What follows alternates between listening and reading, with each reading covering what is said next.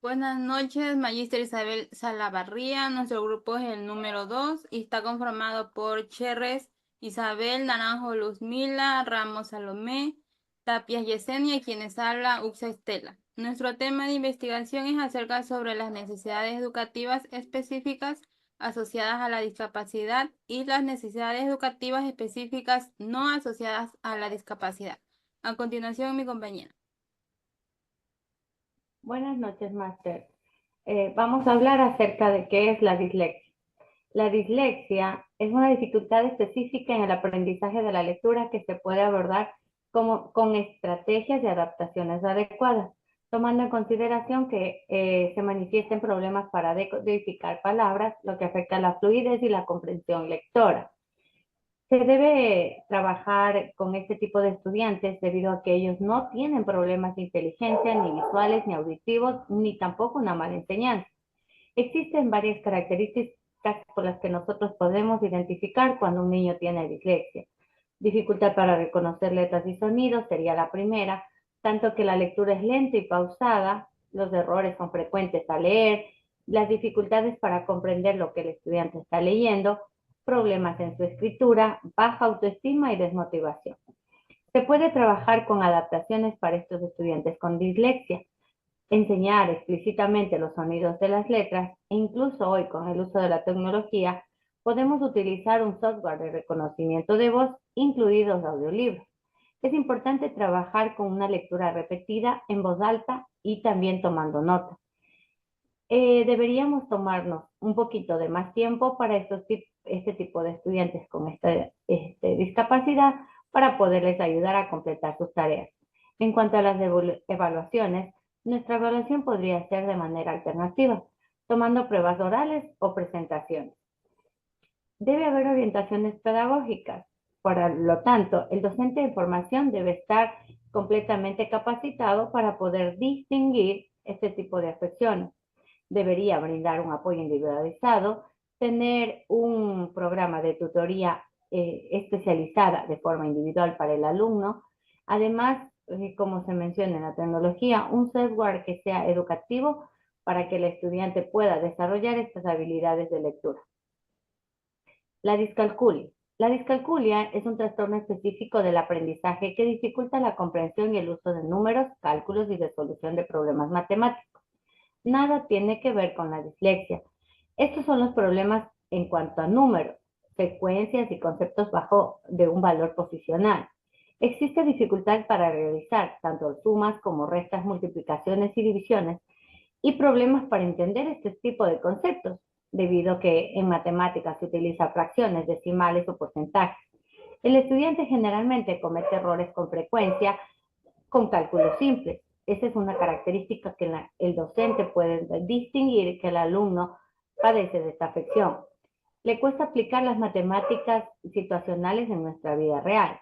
Por lo tanto, el estudiante experimenta emociones negativas al enfrentarse a estas matemáticas. Existen diferentes causas, pero no están completamente claras porque se cree que están relacionadas con alguna diferencia en el cerebro que afecta al procesamiento de la información numérica, mas no está definido. ¿Hay algunas consecuencias que el estudiante puede sufrir por causa de la dislexia? Sí, la dislexia aumenta la baja autoestima del estudiante, pues el estudiante se siente inferior y fracasado. Evita el uso constante de los números, en este caso de las matemáticas, pues su tendencia a evitar las situaciones que involucren números, tanto en la vida real como en sus educaciones rutinarias. Existen adaptaciones curriculares.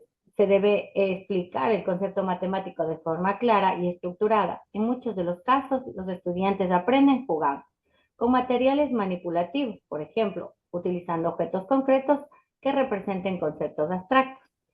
Deberíamos otorgarle más tiempo al estudiante para que complete sus tareas. Además, la evaluación también podría ser formativa y alternativa. En este caso, el estudiante no solo se concentraría únicamente en cálculos escritos. Existen diferentes recursos de apoyo.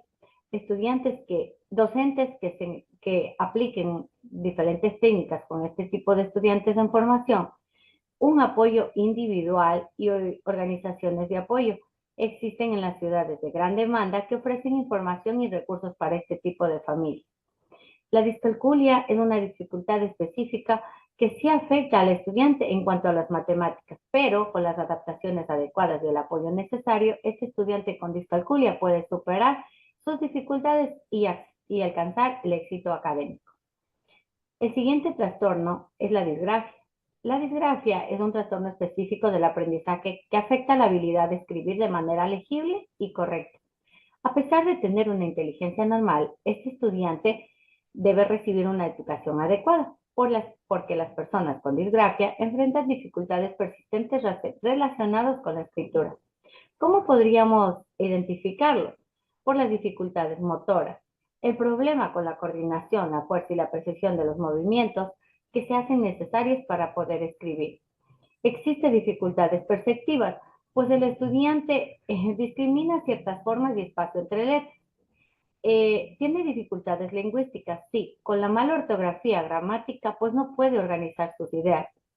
Su escritura es ilegible, sus errores gramaticales son frecuentes, incluso no puede organizar ideas, se cansa al escribir, entre otros. ¿Qué podríamos decir como consecuencias? La disgrafia puede afectar significativamente la autoestima y la motivación del rendimiento académico, por eso el estudiante necesita total apoyo. Una identificación temprana y adaptaciones curriculares permanentes ayudarán a que el estudiante tenga un apoyo emocional que le cree un ambiente de aprendizaje positivo que fomente la autoestima del estudiante y pueda lograr su mérito académico. ¿Qué es la disortografía? La disortografía es un trastorno específico del aprendizaje que se manifiesta en dificultades persistentes para escribir palabras correctamente. A pesar que el estudiante conoce las reglas ortográficas, a diferencia del anterior, que es la disgrafia, afecta a la escritura a mano. La disortografía se centra en los errores ortográficos en sí. Existen algunas características, como por ejemplo la dificultad en la asociación del sonido gráfico. Esto quiere decir que los problemas para relacionar los sonidos de las palabras con las letras que le corresponden. Existen dificultades de percepción, problemas para discriminar sonidos similares y visualizar las palabras correctamente. Existen tipos de esta enfermedad o esta afección. Cada una de sus características específicas van de acuerdo a la dificultad de percepción, tanto del tiempo como del sonido, hasta problemas de organización espacial en las letras. El estudiante puede bajar significativamente el rendimiento académico, su autoestima y la comunicación escrita. Necesita de tratamiento y apoyo, así como de adaptaciones curriculares específicas para su afección. Necesariamente el estudiante requiere de instrucción explícita de reglas ortográficas, por lo cual el docente debe proporcionar una enseñanza clara y detallada de las reglas ortográficas. En resumen, diríamos que la disortografía es un trastorno que puede afectar la habilidad de escribir correctamente. Estas personas que sufren de disortografía pueden mejorar significativamente sus habilidades ortográficas y alcanzar el éxito académico cuando se siguen orientaciones académicas adecuadas. Resumen de la disfasia. Podríamos decir que la disfasia tiene una dificultad en la comprensión y expresión oral. A pesar de que el estudiante tiene una inteligencia normal y una audición adecuada, las personas con disfasia pueden tener problemas para procesar y utilizar el lenguaje de manera efectiva. Características. Existen 4. Dificultades para comprender, es decir, no puede entender el significado de las palabras, incluso de frases y de orden. Dificultades para expresarse. Debido a que tiene limitaciones con el vocabulario, sus errores gramaticales son frecuentes y las dificultades para organizar ideas se hacen claras. Él no puede hablar, por lo tanto su discurso es lento y poco fluido. Hace la lectura de manera lenta, muchas pausas y con demasiado esfuerzo. Puede haber diferentes causas, pero no están completamente reconocidas. ¿Existen consecuencias con este tipo de estudiantes? Claro que sí, porque la disfasia aumenta el sentido emocional del estudiante y existe que tratamiento y apoyo necesario. Sí, el docente que desee trabajar con un estudiante con disfancia debe hacer una identificación temprana, a utilizar un tipo de terapia de lenguaje, así también como adaptaciones curriculares necesarias.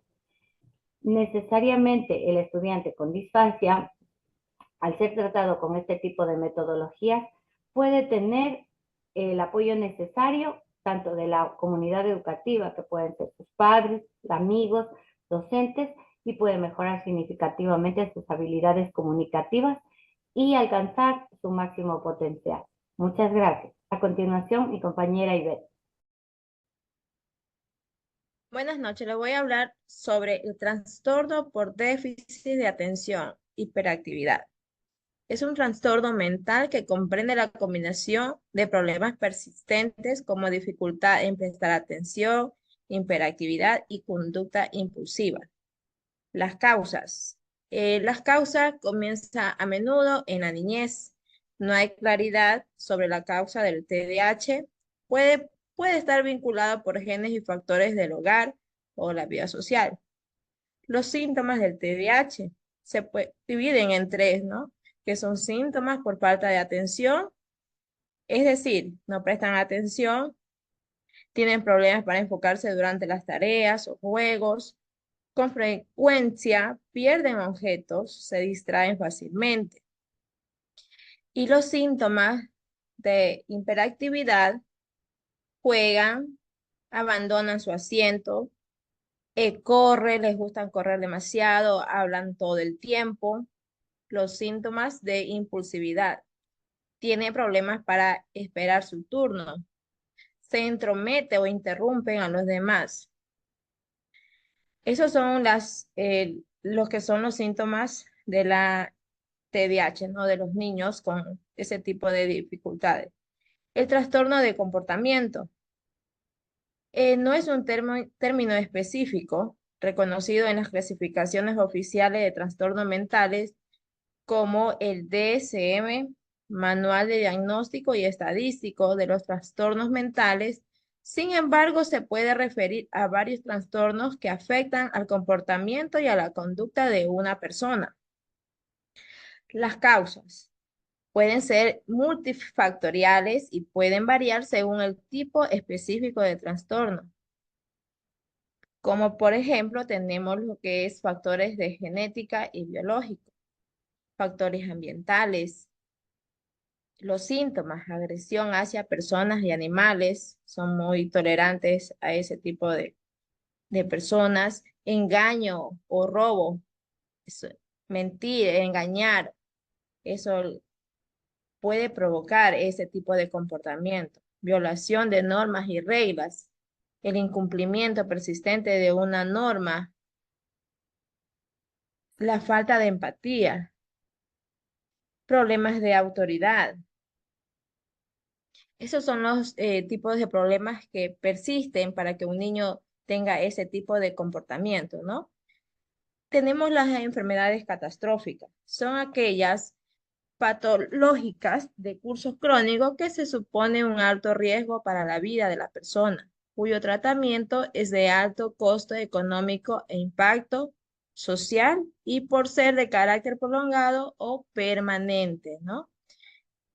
Los tipos de enfermedades es todo tipo de malformaciones congenéticas del corazón, todo tipo de cáncer, tumor cerebral, insuficiencia crónica renal, trasplante de órganos, secuelas de quemaduras, malformaciones de arterias venosas, eh, síndrome de Kleefeld-Chennai. Los síntomas pueden contener enfermedades catastróficas. Las enfermedades catastróficas pueden presentar una amplia gama de síntomas dependiendo del tipo específico de enfermedad. Enfermedades infecciosas graves, enfermedades metabólicas graves. Los criterios de inclusión para enfrentar las enfermedades catastróficas, que su tratamiento e intervención no puedan ser cubiertos totalmente o parcial en los hospitales públicos o en otras instituciones del Estado ecuatoriano. lo cual definirá al Ministerio de Educación.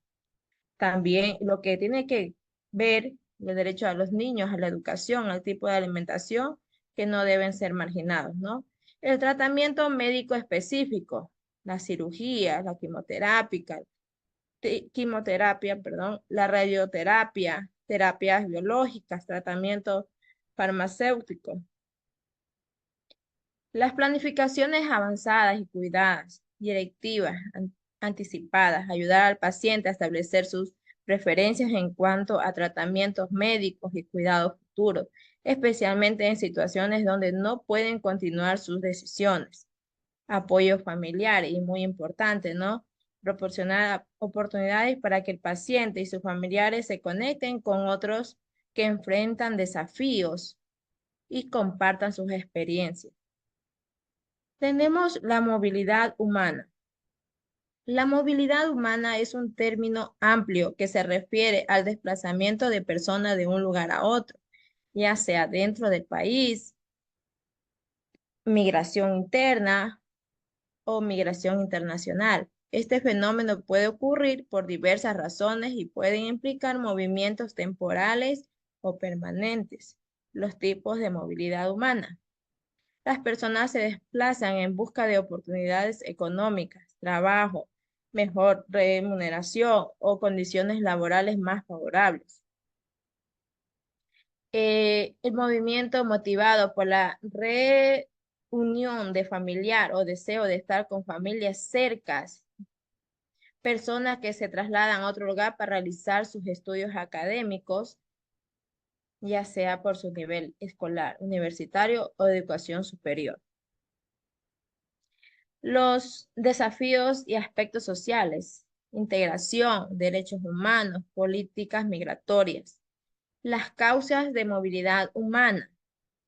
Muy bien, se decía que por las causas económicas, en busca de un futuro mejor y tener una buena remuneración.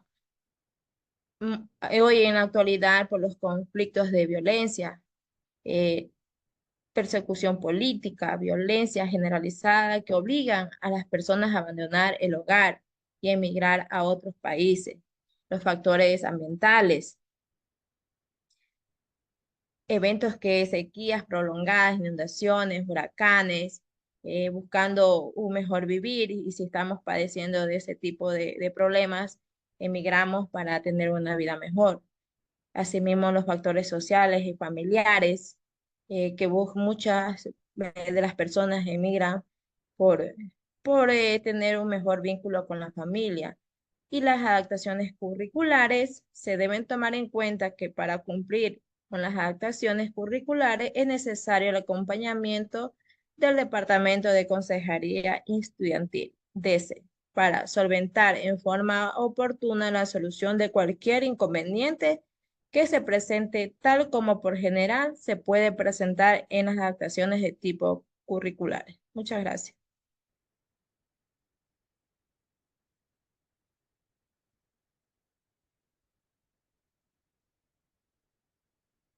Bueno, Gracias. buenas noches.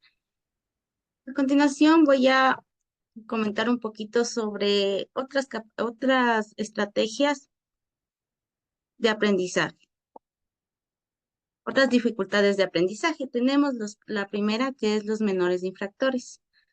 Los menores infractores son aquellos jóvenes generalmente menores de edad, de 18 años, que han cometido actos de violencia de leyes.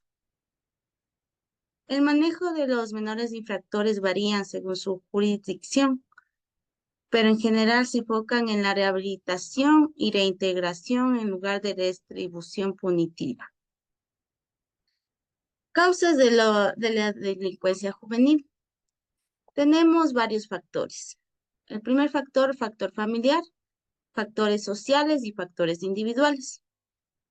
En el factor familiar, influye mucho la desintegración familiar, el abuso y la negligencia, falta de supervisión parental y violencia doméstica.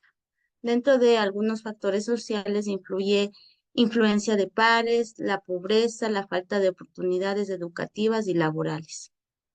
exposición a la violencia comunitaria.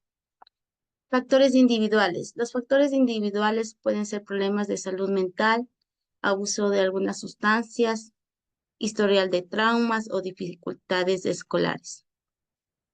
La adaptación del programa educativo y de rehabilitación para menores infractores es esencial para satisfacer sus necesidades específicas y facilitar su reintegración a la sociedad.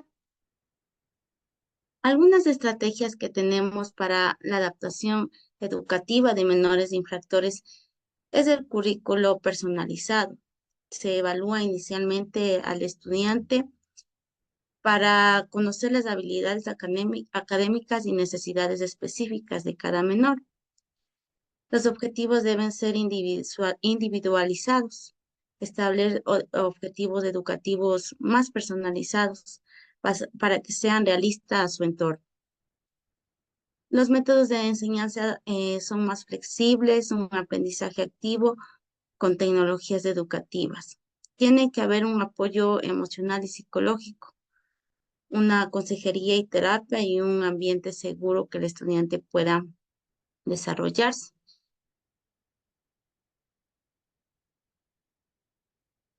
La siguiente necesidad que vamos a hablar, que son necesidades no asociadas a una discapacidad, son víctimas de violencia.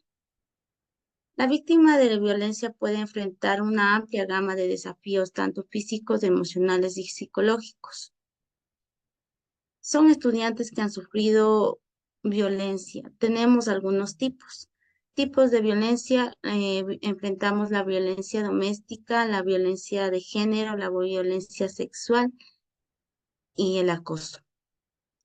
La violencia doméstica puede ser tanto física, emocional, sexual, económica, ejercido por un miembro de la familia o por su pareja. Los impactos que causa esta violencia son daños físicos, traumas emocionales, problemas de salud mental y aislamiento social. La violencia de género son violencias dirigidas a una persona debido a su género. Incluye la violencia contra mujeres y personas. El impacto, el efecto que tenemos son las desigualdad de poder, discriminación y muchas veces afecta, tiene traumas psicológicos. La violencia sexual. La violencia sexual es cualquier acto sexual no consentido por la persona, incluyendo violencia y abuso sexual. Los efectos que tenemos son traumas físicos y emocionales, problemas de salud mental, estigmaciones. El acoso. El acoso es el comportamiento repetitivo y no deseado que causa miedo y angustia. Los efectos que provocan son la ansiedad, la depresión y el miedo constante. Estas causas pueden tener grandes consecuencias en la vida de un estudiante, tanto físicos, emocionales y psicológicos. Dentro de los físicos podemos observar lesiones de enfermedades crónicas o discapacidades. Dentro de los emocionales, el miedo, la ansiedad, la depresión y el bajo autoestima. Dentro de los psicológicos, los estudiantes sufren trastornos de estrés postraumático, traumas complejos, problemas de salud mental. Y también tenemos los sociales que provocan aislamiento, estigmación, problemas de relaciones interpersonales. También les voy a hablar sobre las adicciones. Las adicciones son un problema de salud serio hoy en día y complejo que afecta a millones de personas en todo el mundo. Involucran una dependencia física y psicológica hacia una sustancia o comportamientos que resultan un efecto negativo en la vida de una persona. Tenemos varios tipos de adicciones, pero les voy a hablar de los más importantes. Tenemos las adicciones a sustancias, que son las drogas ilegales de hoy en día, que se ve en muchos casos, la cocaína, heroína, metanfetaminas, entre otros. la adicción al alcohol, que es el consumo excesivo y dependencia del alcohol, el tabaco, que también es una dependencia de la nicotina y en los cigarrillos y en otros productos del tabaco. Tenemos los medicamentos recetados, también que se ha escuchado casos en donde el abuso de opioides y otros medicamentos no prescritos. Tenemos también, y hoy en día se manifiestan mucho las adicciones comportamentales, como son dentro de estos tenemos los juegos patológicos, tenemos las tecnologías de Internet, los trastornos alimentarios, que también tienen varios efectos, como problemas de salud crónicos, daños cerebrales, sobredosis y muerte, que son uno de los efectos físicos. Los efectos psicológicos son los cambios de personalidad y comportamiento, la depresión, ansiedad, trastorno de estrés postraumático, problemas de memoria y concentración. Los efectos sociales son se identifica el aislamiento social y problemas en relacionarse interpersonalmente, problemas legales y financieros. Y otras situaciones excepcionales, además de las dificultades de aprendizaje, de la delincuencia juvenil, las víctimas de violencia y las adicciones, existen otras que pueden afectar profundamente a las personas. Requieren atención especializada y estrategias de intervención específica, como desastres naturales y emergencias, que ya habló mi compañera, como terremotos, huracanes, inundaciones y tormentas. Pandemias y brotes de enfermedades, que también son enfermedades generalizadas, colapsos del sistema de salud, interrupción en la vida cotidiana. Crisis humanitarias y conflictos, que es las guerras y conflictos armados, crisis de refugiados y desempleados internos, que son las pérdidas del hogar y medios de vida, vulnerabilidad en explotación y abusos. Y finalmente tenemos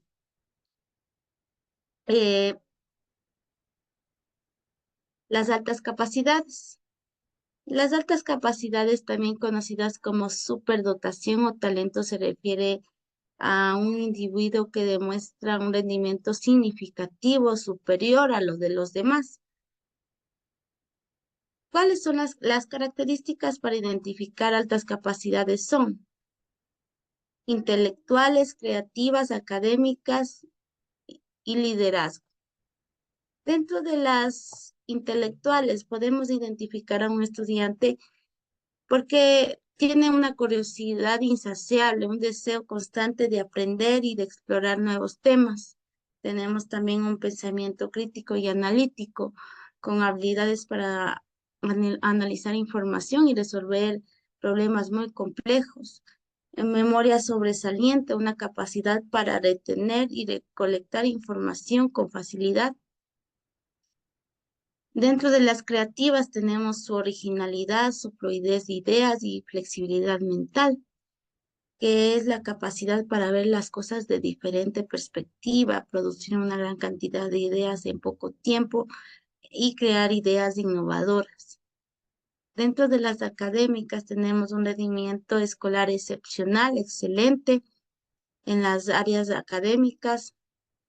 Son autodidácticas con capacidad para aprender de manera independiente y autodirigida por ellos mismos, alta motivación, fuerte impulso y determinación para alcanzar metas académicas y la característica más importante es el liderazgo, que tienen una influencia positiva hacia los demás para motivar y guiarlos.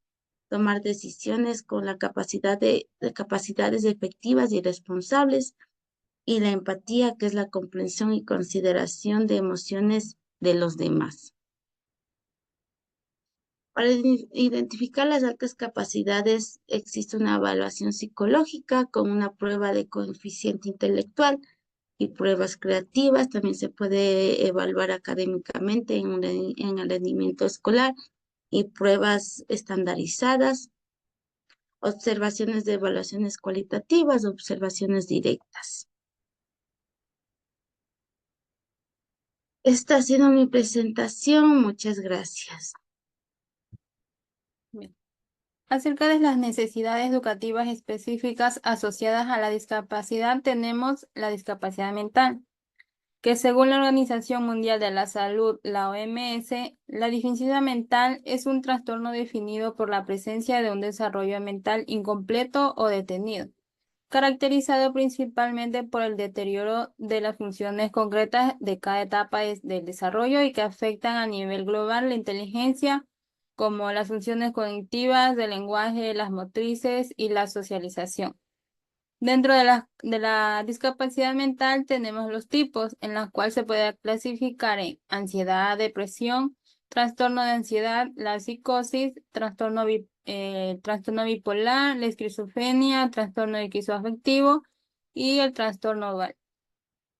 Como causas de la discapacidad mental se originan, pueden ser genéticas, congénitas y adquiridas. En las genéticas se pueden transmitir de padres a hijos. En las congénitas se refiere a las características o rasgos con los que nace un individuo y que no dependen solo de los factores hereditarios, sino que son adquiridos durante la gestación, o sea, el embarazo. Ya sea por haber consumido alcohol y drogas durante el embarazo, la cual aumenta las probabilidades de que tenga deficiencia en el área mental. En las causas adquiridas son ocasionadas por algún accidente o enfermedad después del nacimiento, enfermedades que pueden ser en fasciitis o meningitis, o accidentes como golpes en la cabeza, asfixia por inmersión, y la exposición a toxinas como el plomo y mercurio pueden provocar graves e irreparables daños en el cerebro y en el sistema nervioso central. Otra de las necesidades educativas específicas asociadas a la discapacidad tenemos la discapacidad sensorial. Esta es aquella que afecta a uno o varios de los sentidos. Una de las más reconocidas son la discapacidad visual, la cual afecta la capacidad de ver, y la discapacidad auditiva, en la cual afecta la capacidad de oír. Los tipos de discapacidad sensorial, las más comunes son la visual y la auditiva. En la discapacidad visual abarca desde la pérdida parcial de la visión hasta la ceguera total. Las personas con discapacidad visual pueden experimentar dificultades en actividades cotidianas como leer, moverse por espacios desconocidos y reconocer rostros. En la discapacidad auditiva se refiere a la pérdida parcial o total de la audición. Puede manifestarse desde dificultades leves para escuchar hasta la sordera completa. Las personas con discapacidad auditiva pueden beneficiarse de dispositivos auditivos como audífonos o implantes cocleares.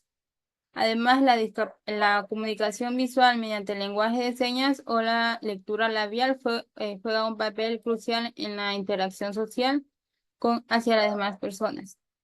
Algunas de las características de la discapacidad sensorial pueden tener dificultades en el desarrollo del equilibrio dinámico y estático, desarrollo lingüístico limitado, las dificultades en el desarrollo del lenguaje se incrementan conforme aumenta el grado de la pérdida, ya sea visual o auditiva. Ahora tenemos la discapacidad motora o física. La discapacidad motora es la pérdida de la movilidad, en la cual se engloba dentro de las capacidades físicas que también abarcan las orgánicas, que puede ser la pérdida del funcionamiento de órganos internos. En los tipos de discapacidad motora tenemos que están la parálisis cerebral, la espina bífida, la miopatía, la distrofia muscular progresiva, la ataxia, derivados de traumatismos craneoencefálicos. Y en la discapacidad física tenemos la monoplegia, la paraplegia, la tetraplegia, la hemiplegia, espina bífida, la distrofia muscular, la parálisis cerebral, amputación, epilepsia, hidrocefalia, escoliosis y el enanismo. En una de las causas de la discapacidad motora física tenemos tres, que está la causa prenatales, que son aquellas que se adquieren antes del nacimiento o durante el embarazo, que existen varios efectos en la cual son por enfermedades infecciosas metabólicas que puede tener la madre durante el embarazo. Otro factor es el deficiente desarrollo de las células cerebrales que tiene el bebé y los trastornos patológicos en la madre, ya sea que tenga convulsiones, enfermedades de riñones, incompatibilidad del factor RH, la rubiola y desnutrición. Y por último, el alcohol y droga. En las causas perinatales tenemos que son aquellas que aparecen en el mismo momento de nacer y hay varios factores como la falta del oxígeno prolongado o la obstrucción de las vías respiratorias del bebé, ya, dificultad del parto, daños en el cerebro en el momento del parto, por ejemplo, daños en los forceps y por partos prematuros. La otra causa sería causas postnatales, que son aquellas que aparecen una vez que el bebé ya ha nacido. Estas pueden ser índoles diferentes como las infecciones de la infancia, acompañadas de temperaturas altas, que es la meningitis, la falta de oxígeno, ya sea por ahogamiento, el traumatismo craneoencefalios, el golpes y envenenamiento. También tenemos las características de la discapacidad motora y físicas. La mayor dificultad que se le presenta a una persona con esta discapacidad para para lograr su independencia son las barreras arquitectónicas, las cuales impiden o complican su desplazamiento, ya sea por cordones de veredas, escalones, puertas angostas, rampas mal diseñadas, veredas rotas, alfombras, baños no adaptados y el transporte público sin rampas, entre otras. A continuación, la siguiente compañera explicará acerca de las otras necesidades educativas específicas asociadas a la discapacidad. Buenas noches. Hablando de las necesidades educativas específicas asociadas a la discapacidad, también tenemos la discapacidad intelectual. La discapacidad intelectual es una afección diagnosticada antes de la adolescencia, que incluye un funcionamiento intelectual general por debajo del promedio y una carencia de las destrezas necesarias para la vida diaria. Los niños con discapacidad intelectual pueden tomar más tiempo para aprender a hablar, caminar y aprender las destrezas para su cuidado, tales como vestirse o comer. Están propensos a tener problemas en la escuela. Ellos aprenderán, pero necesitarán más tiempo. Es posible que no puedan aprender algunas cosas. En el pasado, el término se usaba antes, era retardo mental. Las causas de la discapacidad, bueno, varían, pueden ser condiciones genéticas, problemas durante el embarazo, problemas al nacer, problemas de la salud, tóxicas, traumatismo, también razones inexplicables, ¿no? La discapacidad intelectual no es una enfermedad y no se la puede contraer de otras personas. Los síntomas, bueno, como familia usted puede sospechar que su hijo tiene una discapacidad intelectual cuando se dé cuenta de ciertos rasgos como que tiene falla al sentarse, gatear o camina más tarde que los otros niños. También tiene problemas en la escuela, necesita ayuda para muchas cosas, necesita problemas para mantenerse al día en la escuela, incapacidad para adaptarse, aprende a hablar mucho más tarde, tiene dificultades para recordar cosas. Es posible que sus limitaciones no sean aparentes durante la niñez y que no sean diagnosticadas como personas con discapacidad intelectual hasta que comience recién a ir a la escuela, que se dará cuenta la docente. ¿Cómo se diagnostica una discapacidad intelectual? Una vez que se dé cuenta la docente, para que se diagnostique una discapacidad intelectual, el niño debe reunir ciertas características como un coeficiente intelectual sumamente bajo. Eso será haciéndole una prueba del desarrollo de Denver que salga normal o un puntaje del coeficiente intelectual del CI por debajo del 70. También podemos hablar del tratamiento. El tratamiento en realidad es desarrollar al máximo el potencial que tenga el niño o la niña. El entrenamiento y la educación especial puede comenzar desde la lactancia y esto puede incluir destrezas sociales para ayudar a la persona a desempeñarse de la manera más normal posible. La prevención sería, bueno, en lo genético, con los genes, en lo social, programas de nutrición, en lo tóxico, prevenir la exposición al plomo, enfermedades infecciosas que también pueden llevar a una discapacidad intelectual. Bueno, en muchos niños con discapacidad no desarrollan muchas destrezas, ¿no? Habría que trabajar en eso con la familia y con la docente. Consejos para padres. Los consejos serían, bueno, que como papá, aprenda más sobre la discapacidad intelectual de su familiar. Animar al niño o a la niña a ser independiente. Dele tareas para que él pueda desempeñar, que pueda, ¿no? Averiguar cuáles son sus destrezas, buscar oportunidades, hablar, reunirse con los padres, con los docentes, para poder ayudarlo de una mejor manera. El consejo para los maestros sería aprender lo más que se pueda sobre la discapacidad de su alumno y reconocer qué puede hacer de diferencia con otros estudiantes.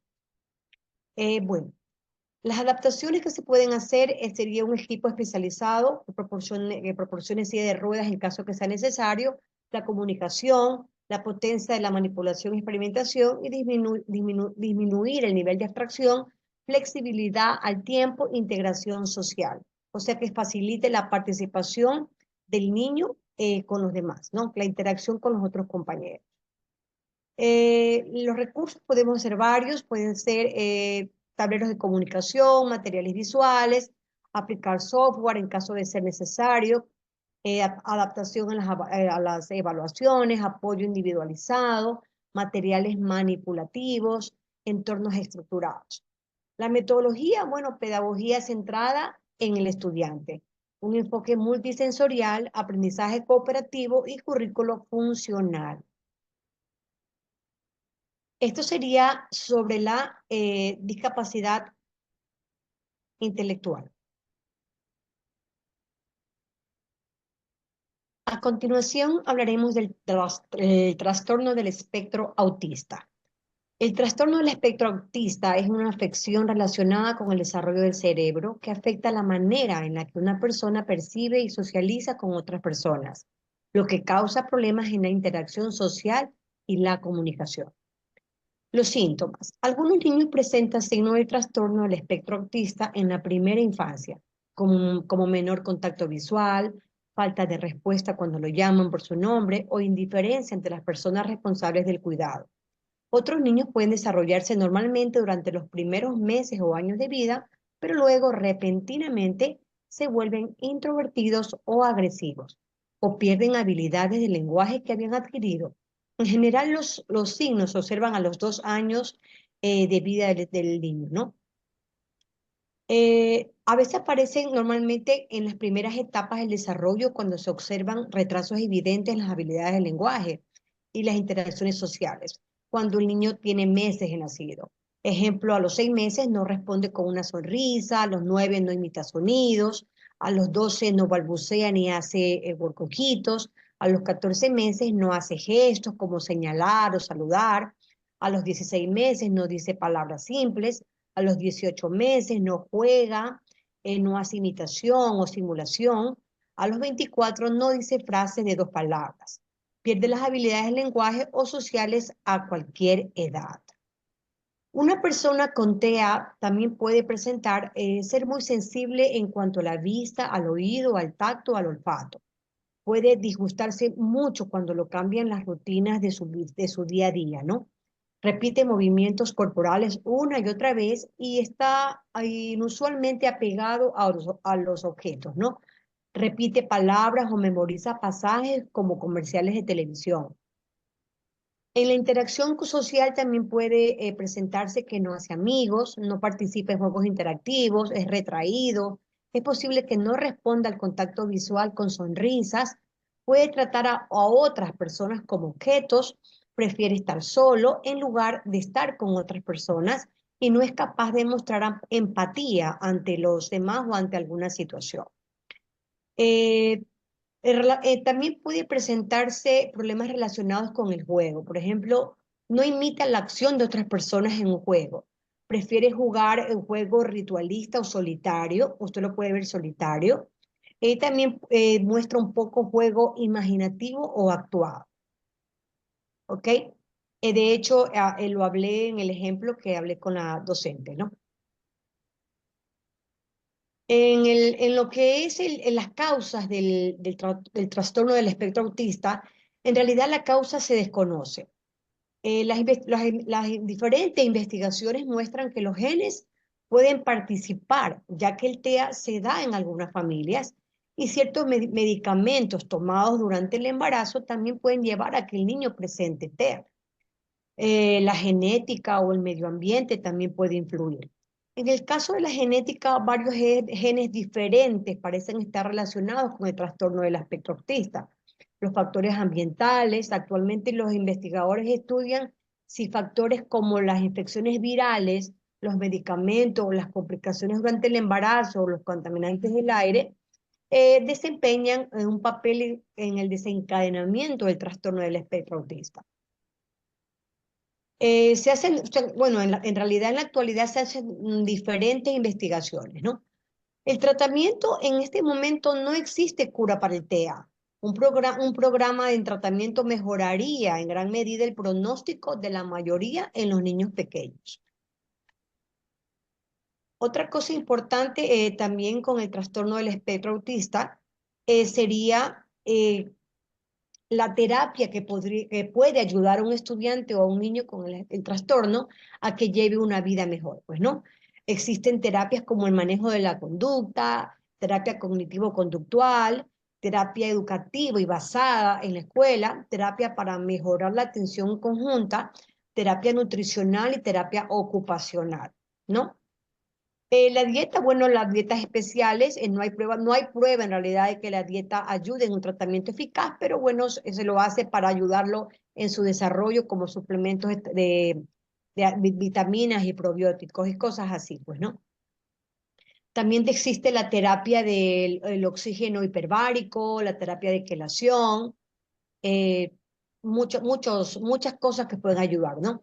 La complicación, bueno, la única complicación, bueno, varias complicaciones serían en las interacciones sociales, como la comunicación y la conducta, que pueden dar lugar a que el niño tenga problemas en la escuela con el aprendizaje, pues, ¿no? Problemas laborales cuando ya es adulto, incapacidad para vivir de forma independiente cuando el trastorno está bien marcado, aislamiento social, estrés en la familia y victimización y ser objeto de intimidaciones por sus compañeros cuando está él en escuela, pues no.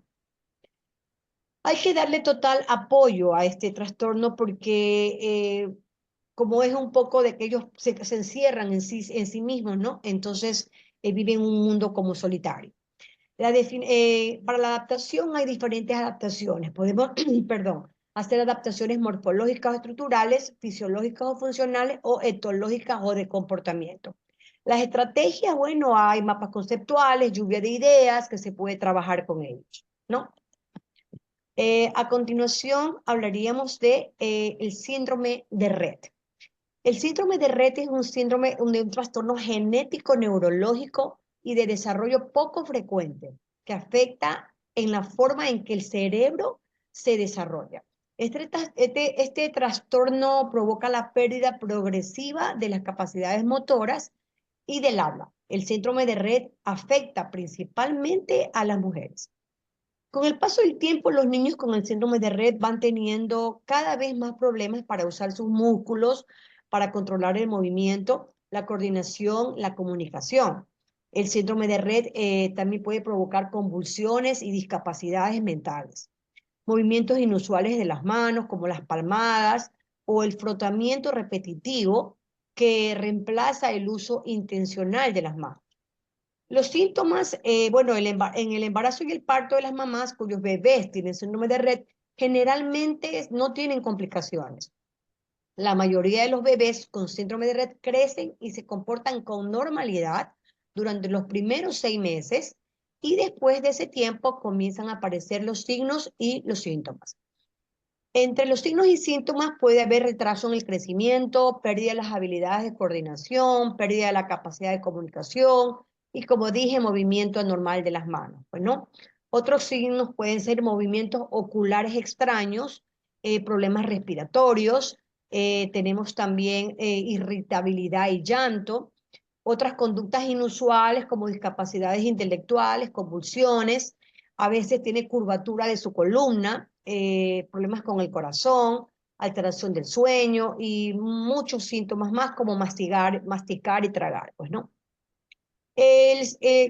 Cuando se estudia el síndrome de Rett, siempre lo suelen dividir en 4 etapas, ¿no? Es la etapa 1 cuando inicia recién, pues, ¿verdad? El inicio temprano, la etapa 2 cuando se va deteriorando, la 3 cuando ya está en la meseta y el 4 cuando ya es un motor tardío, cuando ya va terminando, pues, ¿no? ¿Cuándo una mamá debe consultar? Cuando vea que tiene un retraso en el crecimiento de la cabeza o de otras partes del cuerpo. Cuando vea que mueve mucho las manos, cuando no hace contacto visual, cuando no tiene coordinación y cuando retrasa lo que es el desarrollo del lenguaje. Las causas no se comprenden totalmente y continúan estudiándose actualmente para poder tratar de investigar cuáles son las causas que dan para que son causas del síndrome de Rett. Lo que es el diagnóstico implica observar detenidamente el crecimiento y desarrollo del niño, además de responder preguntas sobre los antecedentes médicos, ¿no? Para poder ver. Otros síntomas que saben presentarse son genéticos, como parálisis cerebral, cosas así, ¿no? Tenemos también lo que es el tratamiento.